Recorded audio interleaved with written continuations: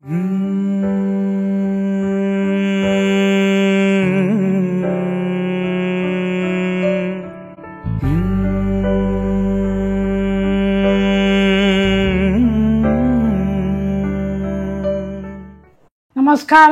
வணக்கம்.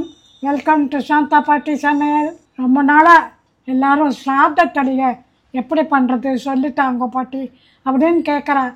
நான் இன்றைக்கி உங்களுக்கு சொல்லித்தர போகிறேன். ஸ்ராத்த சமையல் ரொம்ப முக்கியமானது. அதுக்கு நம்ம ரொம்ப மடியாக ஆச்சாரமாக எல்லாம் பண்ணணும். அதை நான் உங்களுக்கு சொல்லித்தரேன். இப்போ 15 நாளாக மாலையப்பட்சம் இருக்கிறதுனால நீங்கள் சாத்வீகமாக பூண்டு வெங்காயம் இல்லாமல் ரொம்ப ஆச்சாரமாக சாப்பிடுவீங்க, எனக்கு தெரியும். அதனால் இந்த ஸ்ராத்த தளிகையை உங்களுக்கு சொல்லி கொடுத்தாக்க மாலை அமாவாசை, அமாவாசை, உங்காத்து ஸ்ராத்தம் இவைகள் எல்லாத்துலேயும் நான் சொல்லித்தர ஸ்ராத்த தளிகை பண்ணினீங்கன்னா பித்தர்கள் உங்களுக்கு நல்ல ஆசீர்வாதம் பண்ணுவான். நல்லா அர்ப்பணம் பண்ணுங்க. நல்லா தளிகை பண்ணி இது மாதிரியே பண்ணினீங்கன்னா க்ஷேமமாக இருக்கலாம். இந்த ஸ்ராத்தத்துக்கு முக்கியமாக கண்டிப்பாக சேர்த்துக்க வேண்டிய ஒரு 5 காய்கறிகள் இருக்குது. அது நான் சொல்கிறேன். வாழைக்காய், புடலங்காய்,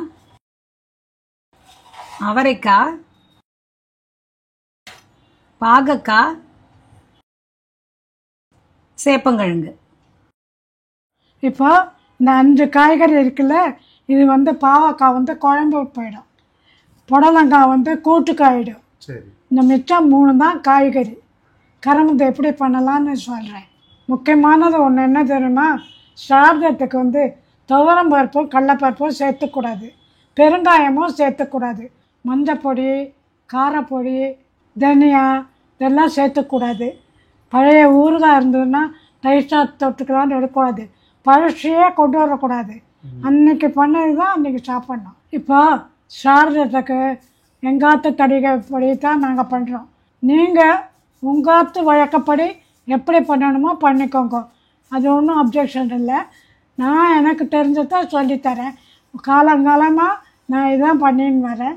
இதே மாதிரி தான் நான் பண்ணுறேன். யூஸ்வலாக நம்ம ஆல் இன் ஆல் பொடி போட்டு தான் சாம்பார், ரசம் அதெல்லாம் பண்ணுவோம். பட் அது இன்றைக்கி பண்ணக்கூடாது. ஏன்னா அதில் தனியா இருக்குது, துவரம் பருப்பு இருக்குது, அதெல்லாம் இன்றைக்கி சேர்க்கறது இல்லை. இன்றைக்கி ஃப்ரெஷ்ஷாக தான் பண்ணணும். அதுக்கு ஒரு சூப்பர் பொடி.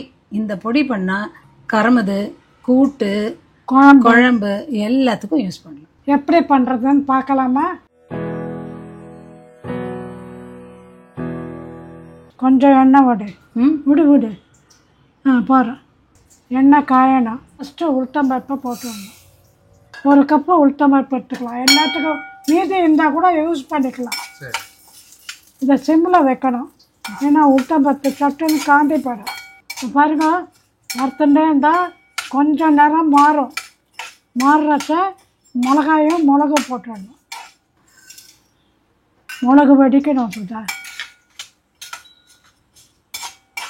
போடு, மிளகாயை போடு. மிளகா காந்தக்கூடாது, ஆனால் வறுபடணும். வேறு எப்படி வறுத்து பார்ப்போம். ஒரு கொத்து கருவேப்பிலையை போட்டு நல்லா படப்படான்னு வெடிக்க வரும். இது நல்லா ஆறணும்னா இந்த பொடியை பண்ணி வச்சுட்டோம்னா குழம்புக்கு, கூட்டுக்கு, கரமத்துக்கு எல்லாத்துக்கும் யூஸ் பண்ணிக்கலாம். ஸ்ராத்தன்னைக்கு. ஏன்னா வெறும் நாளில் அந்தந்த பொடியெல்லாம் நம்ம யூஸ் பண்ணுவோம். இதுக்கு மட்டும் இந்த ஸ்பெஷல் பொடி. இப்போ வாழைக்காய் வேக வச்சுருக்கோம், பண்ணிடலாமா?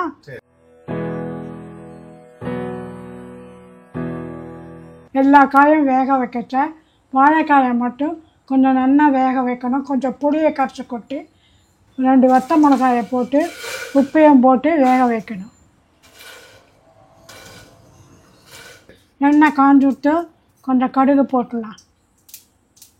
கடுகு வெடித்தோடனே கருவேப்பிலை போடணும். நல்லா பிச்சு போடுங்க. வாழைக்காயை போட்டாச்சா சிம்மில் வச்சுட்டு கலரணும்.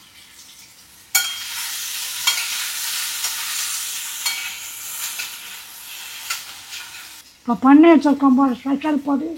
இந்த ஸ்பெஷல் பொடியில் தேவையானது போட்டுருந்தா போதும். இது எப்போ வேணால் யூஸ் பண்ணலாம். இன்னும் கொஞ்சம் போடலாமா? சில பேருக்கு காரம் பிடிக்கும், அதனால் நிறையா பொடி போட்டுப்பேன். நமக்கு இது போதும். ரொம்ப எண்ணெயும் இல்லை, ட்ரையாகவும் இல்லை, நல்லா இருக்குது பார்த்தாங்களா. தேங்காய் கொஞ்சம் போடணும், கொஞ்சம் போட்டால் போதும். அடுத்தது அவரைக்காய் தான், அதே மாதிரி தான் பண்ணணும். பண்ணலாமா?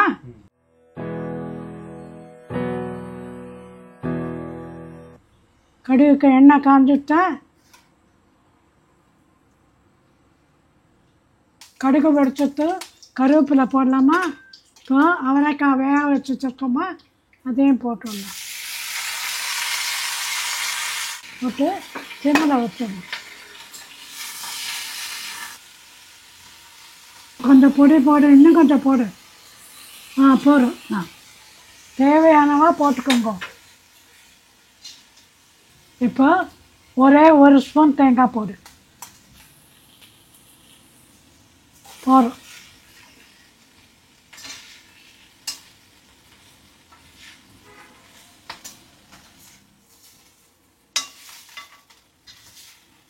இப்போ எல்லாருக்கும் பிடிச்ச ஒரு சேப்பங்கிழங்கு பண்ணலாமா? உருளைக்கிழங்கெல்லாம் இன்றைக்கி பண்ண முடியாது, அதனால் சேப்பங்கிழங்கு பண்ணால் குழந்தைகளுக்கெல்லாம் ரொம்ப பிடிக்கும். நான் பண்ணலாமா? கொஞ்சம் கூடவே பண்ணுங்க. இப்போ நான் வதக்கல் தான் சொல்கிறேன், உங்களுக்கு வேணா எண்ணெயை வச்சு பொரித்து எடுத்துக்கலாம். சேப்பங்கிழங்கு வதக்கல் பண்ணலாமா?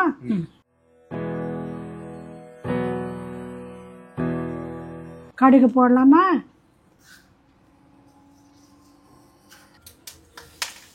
சேப்பங்கிழங்கு போடு சுதா.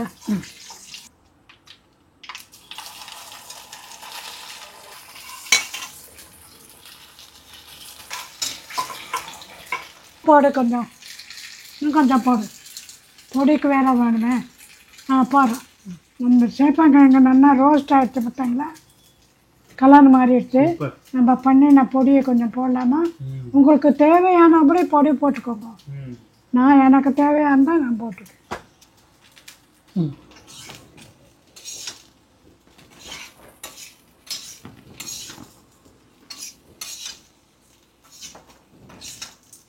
போருமா?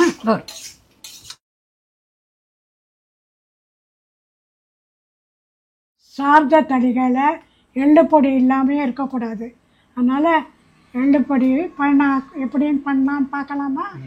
இடுப்பு சட்டி காயட்டா, காஞ்ச உடனே எள்ளை போடணும்.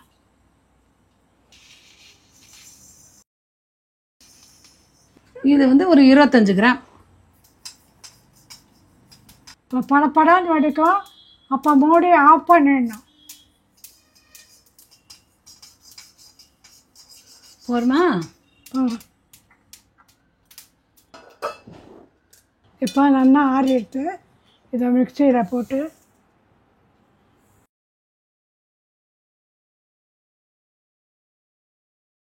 பாருங்க எவ்வளோ நல்லா பொடியாகிடுதுன்னு.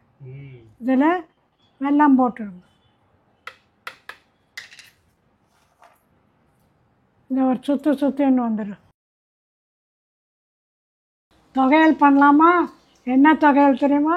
பிரண்டை தொகையல். தவசத்துக்கெல்லாம் பிரண்டை தொகையல் தான் பண்ணணும்.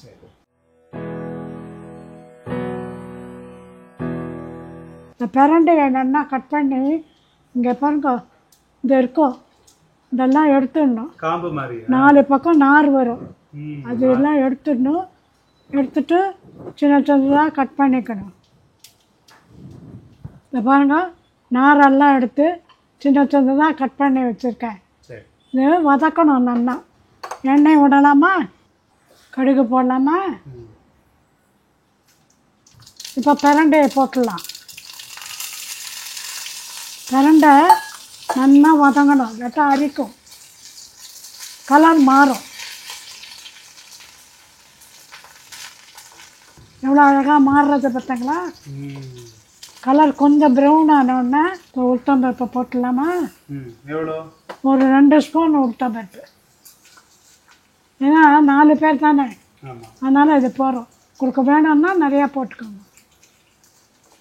மெம்பர்ஸ் கூட இருந்தால் கொஞ்சம் குவான்டிட்டி கூட பண்ணுங்க. இப்போ மிளகா வத்தலை போட்டுடலாமா? போட்டுட்டு 2 பச்சை மிளகாயும் போட்டு உங்களுக்கு காரம் கூட வேணும்னா இன்னும் 2 வத்தல் மிளகாய் போட்டுக்கோங்க.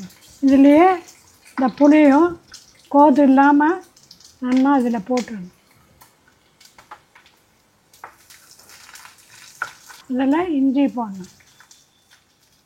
இதெல்லாம் உளுத்தம்பருப்பை நல்லா செவந்துட்டு இப்போ கடைசியில் இந்த கருவேப்பிலையை போட்டுடணும்.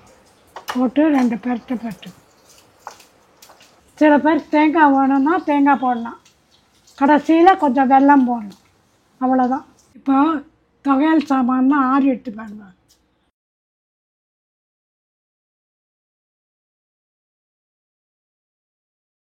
நீங்கள் வெறும் நல்ல துவையல் அரைக்கணும்னா துளி பெருங்காயம் போட்டுக்கோங்க. இன்றைக்கி சேர்க்கக்கூடாது. இப்போ கொஞ்சம் தேங்காய் போடு, கொஞ்சம் வெல்லம் போடு. இதை அரைச்சு வந்துடுச்சு. சூப்பராக இருக்கும் துவையல். அடுத்தது பொல்லங்காய் கூட்டு எப்படி பண்ணுறதுன்னு பார்க்கலாமா?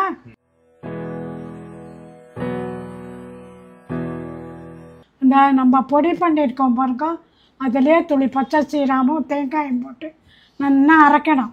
அரைச்சி இதில் கொட்டி உப்பு போட்டால் சரியாக போச்சு. கூட்டு ரெடி. படான்னு பண்ணிடலாம். இந்த கொஞ்சம் எண்ணெய் விட்டுருக்கோம்.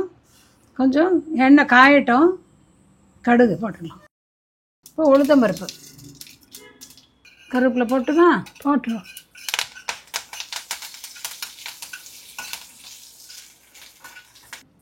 புடலங்காயை போட்டு 2 புடலங்காய் பருப்பையும் போட்டு கொஞ்சம் ஜனம் விடுங்க. ஜனம் விட்டு உப்பு போடணும். போடுறோம். அரைச்சதை கொட்டிடு.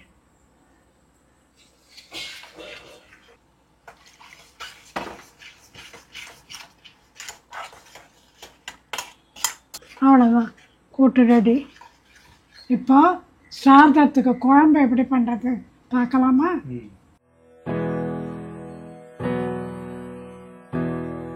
எண்ணெய் வச்சுருக்கேன், காயட்டும். கடுகு போட்டோமா? கடுகு பொரியட்டும். ஒரு 1/2 ஸ்பூன் வெந்தயம் போடுங்க. போட்டுட்டு உளுத்தம்பருப்பு 1 ஸ்பூன் போட்டுட்டு மிளகாய் 2 மிளகாயை கிள்ளி வச்சுக்கணும். உளுத்தம்பருப்பு செவந்தா போதும். இப்போ மிளகாய் போட்டுட்டோமா? கருவேப்பிலையும் போட்டுடணும். போட்டுட்டு இந்த புளிக்கரைசல் எடுத்துட்டா அதை கொட்டிடட்டுமா? கொட்டிடு.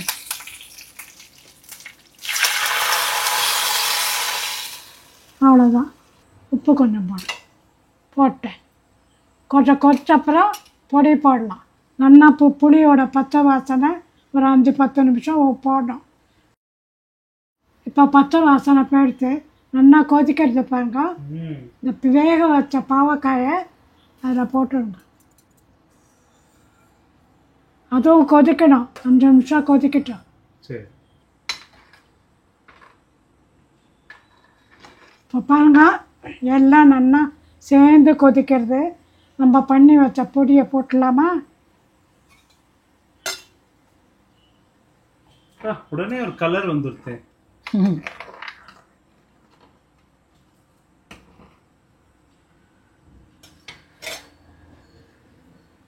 கொஞ்சம் கெட்டியானோடனே வெல்லத்தை போட்டு எடுத்து வச்சு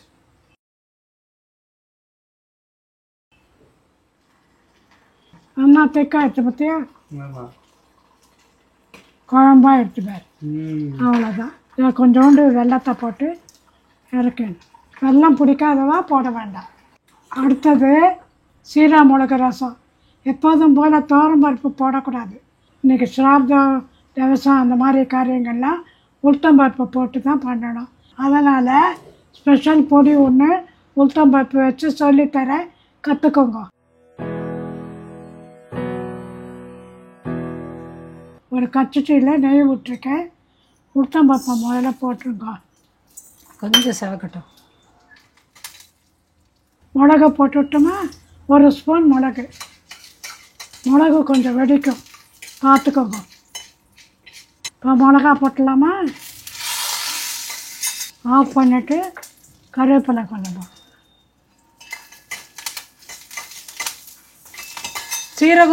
சீரகம் பச்சை பச்சை சீரகம், பச்சை கருவேப்பிலை போட்டு பொடி பண்ணணும்.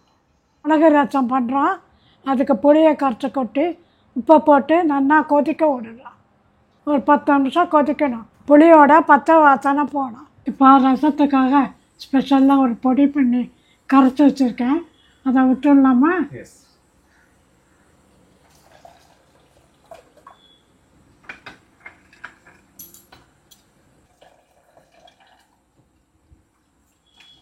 ரசம் நல்லா கொதித்து வந்துட்டு தண்ணி விட்டு விழாவிடலாம்.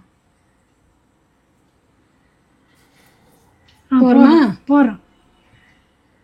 இது கொதிக்கட்டும், தாளிச்சு விடலாம். ரசத்துக்கு தாளித்து கொட்டலாமா? ஒரு ஸ்பூன் நெய் விடு, கொஞ்சம் கடுகு போடு, பச்சை சீரகம் கொஞ்சம் போடு, சீரகம் கருவேப்பிலை போட்டாச்சு, தாளித்து கொட்டிடு. அவ்வளோதான். கமகமான ரசம் நிம்மதியாகிடுது. அடுத்தது வெள்ளரிக்காய் பச்சடி பண்ணலாமா?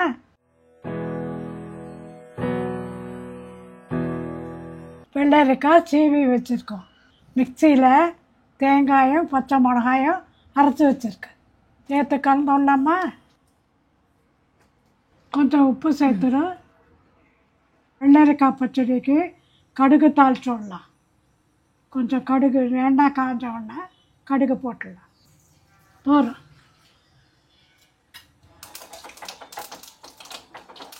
தாளித்து கொட்டிடு.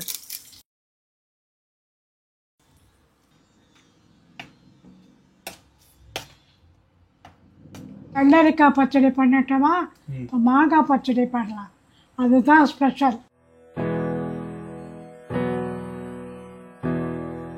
வெள்ளத்தை கரையை விட்டுட்டு மாங்காயை வேக வச்சு வச்சுருக்கேன்.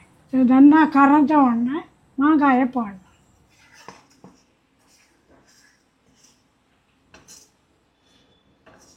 புதுசு புதுசான்னு வரது பார்த்தாங்கன்னா மாங்காயை போட்டு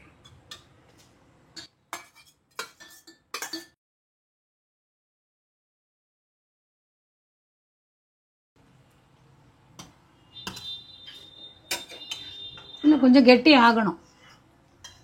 இப்போ மாங்காய் பச்சடிக்கு தாளிக்கலாம். கொஞ்சம் எண்ணெய் விடு. நல்லா கொஞ்சம் சுடட்டும். கடுகு போடு. ஒரு பச்சை மிளகாயை கிள்ளி போடு. ஒரு வத்த மிளகாய் கிள்ளி போடு.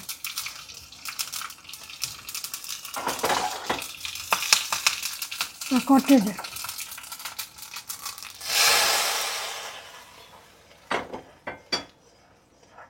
பிரமாதமாக மாங்காய் பச்சடி எப்படி இருக்குது பாருங்க. சாப்பிட்லாம் போல இருக்குது. கொஞ்சம் கெட்டியானா ரொம்ப நல்லா இருக்கும்.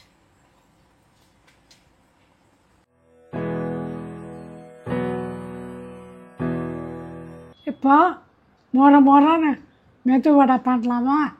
உளுத்தம்பருப்பு ஊற வச்சு அரைச்சி வச்சுருக்கேன்.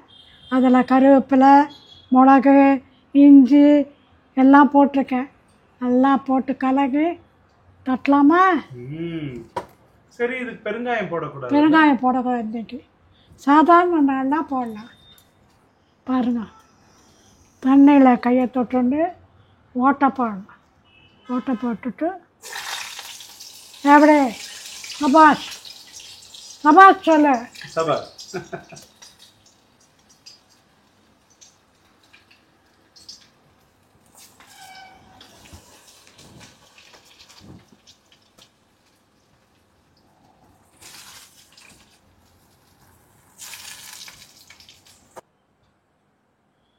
முறை நான் எடுத்துடலாமா?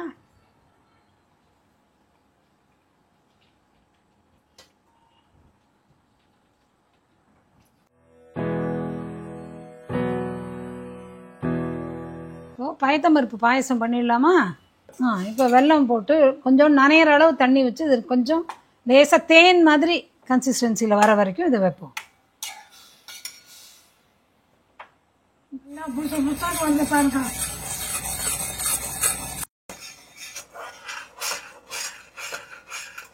வெல்லம் கரைஞ்சிட்டு பயத்தம்பருப்பு வேக வச்சு மசிச்சு வச்சுருக்கேன். அதை போட்டுட்டோம். அதில் ஏன்னா மசிக்காமல் இருந்தால் வெல்லம் பட்டவுடனே உரத்து போயிடும். அதனால கொஞ்சம் நல்லா மசிச்சிருங்க. இதில் போட்டுட்டுமா?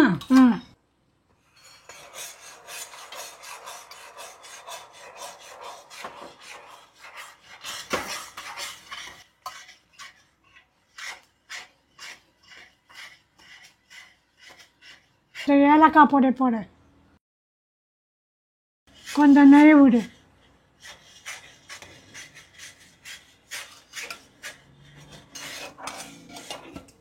ஃபைனலாக காய்ச்சி ஆற வச்ச பால். ஏன்னா சூடான பாகில் சூடான பால் விட்டால் திரிஞ்சிடும். அதனால் இதை ஆஃப் பண்ணிவிட்டு கூட நீங்கள் பண்ணலாம்.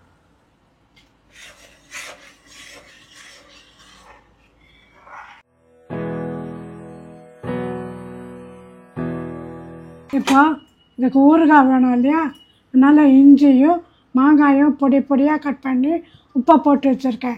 நீங்கள் தாளித்து கொட்டி சாப்பிடுங்க. எல்லா இதை காய்கறி குழம்பு ரசம் எல்லாம் பண்ணியாச்சு. கண்டிப்பாக பண்ண வேண்டிய பட்சணங்கள் என்னென்ன? சுயன், தேங்காய், எள்ளு பொடி.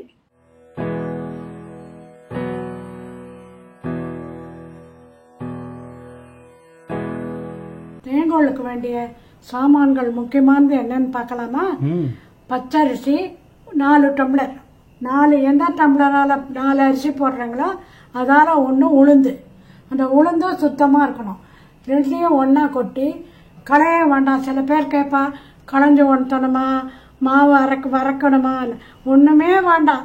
ரெண்டையும் ஒன்றா கொட்டி மிஷினில் நல்லா மையாக அரைச்சி தட்டில் கொண்டு வந்து ஆற வச்சுடணும். ஆறின உடனே சல்லடையை வச்சு நல்லா சலிச்சுடணும்.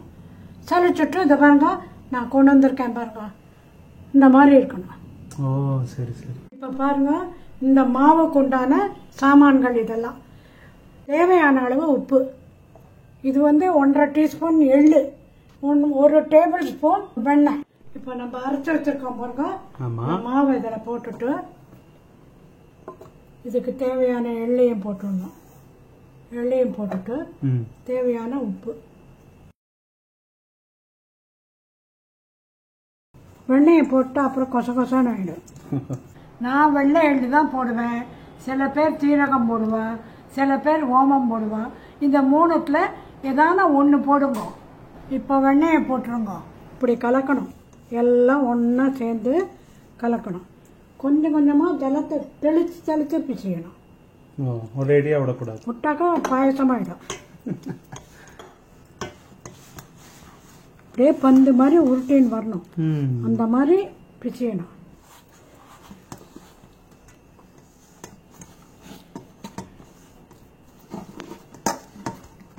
பார்த்தீங்களா? இதை பாருங்க, நல்லா தேய்ச்சி பிச்சிக்கணும். ஆனால் நீங்கள் ஒன்று கவனிக்கணும், என்ன தெரியுமா? மாவை பிசைஞ்சு ரொம்ப நாள் வைக்கக்கூடாது.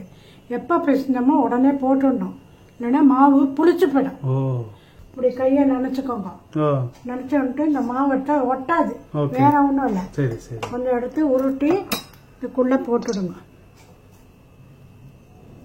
போட்டுட்டு நல்லா அமைச்சி அடுப்பு சிம்மில் இருக்கணும். ஜாக்கிரதை.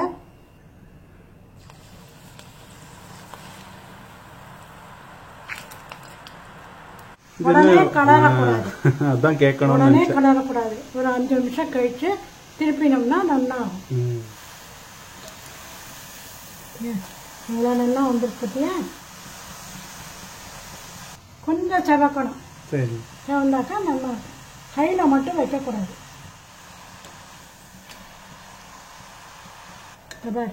எவ்வளோ நல்லா இருக்கு பாரு. மொண்டை இதில் போட்டுருவோம்.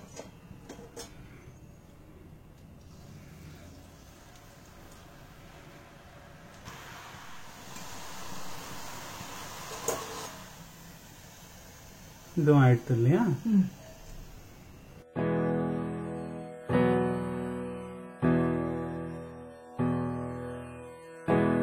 இப்போ சுயன் பண்றதுக்கு மேல் மாவு ரொம்ப அவசியம். அது எப்படின்னா 4 கப்பு பச்சரிசி, 1 கப்பு உளுந்து நல்லா மைய அரைச்சு சலிச்சு வச்சிடணும். அதான் வச்சிருக்கேன் பாருங்க, 1 கப்பு. இது வந்து ஒரு 10-15 வரும் மேல் மாவு. பார்த்தாலியா? அடுத்தது பூரணம் பண்றதுக்கு தேங்காய் எவ்வளவு வேணும்னு பார்க்கணும்.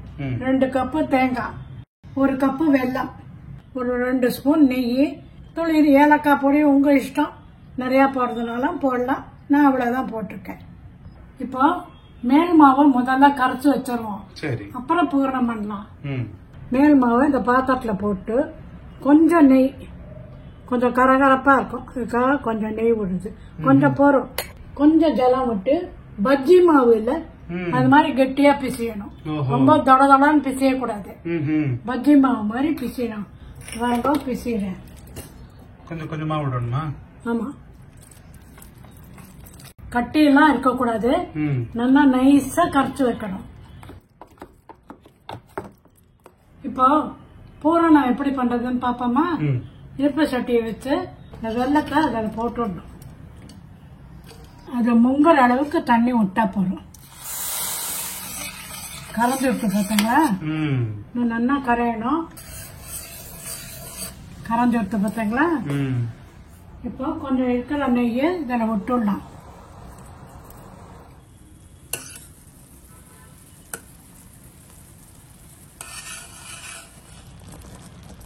தெரியுதா? இந்த ஏலக்காய் பொடியும் போட்டுட்டு இந்த தேங்காயை போட்டுடணும்.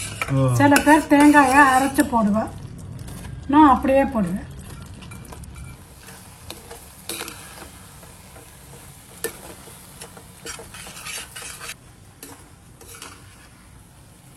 நல்லா கெட்டியாகி சுருள வரும், அப்பதான் உருண்டை பிடிக்க முடியும். பாருங்க, இப்படி கெட்டியாயிடுச்சு. இது ஆறினா நல்லா உருட்டை வரும். இதை ஆஃப் பண்ணிட்டு தட்டுல கொட்டிடணும். பாருங்க, நல்லா ஆறி போச்சு. சரிங்களா? தொட்டு எண்ணெயை விட்டுக்கோங்க, இல்லாட்டா கையில் விட்டுக்கோ. கொஞ்சம் போட்டு இப்படி உருட்டி ஒரு தட்டில் வச்சுக்கோங்க. இப்போ பாருங்க, இந்த மாவு பஜ்ஜி மாவு மாதிரி இருக்கா, இதில் இதை போட்டு இப்படி வைக்கணும். வச்சுட்டு இது மேலே இதெல்லாம் போடணும், இல்லாட்டா பிஞ்சு போயிடும். போட்டு அப்படி தூக்கி அப்படியே விடணும். இங்க பாருங்க,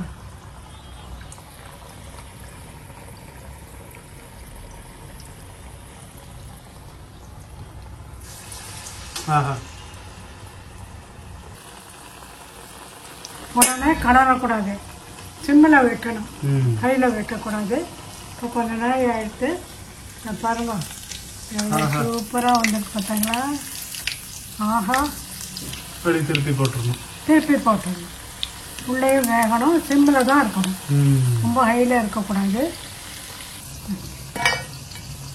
ஆஹா, சூப்பராக இருக்கு.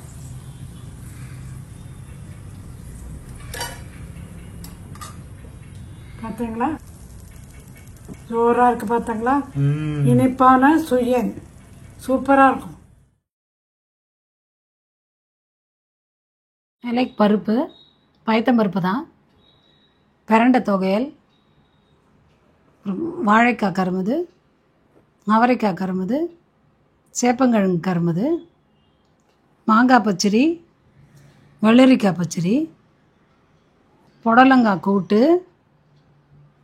பாகக்காய் குழம்பு, சீரா மிளகு சாத்தும்பு, வச்சனங்களில் எள்ளுப்பொடி, பயத்தம்பருப்பு பாயசம், வடை, அதுக்கப்புறம் துண்டு மாங்காயும் துண்டு இஞ்சியும் பிசிறினது. பார்த்தீங்களா எவ்வளோ நல்லா தடிகை பண்ணியிருக்கோம், எலாபரேட்டாக பண்ணியிருக்கோம். இதை பார்த்து நீங்களும் பண்ணுங்க, எனக்கு சப்ஸ்கிரைப் பண்ணுங்க. நன்றி, வணக்கம்.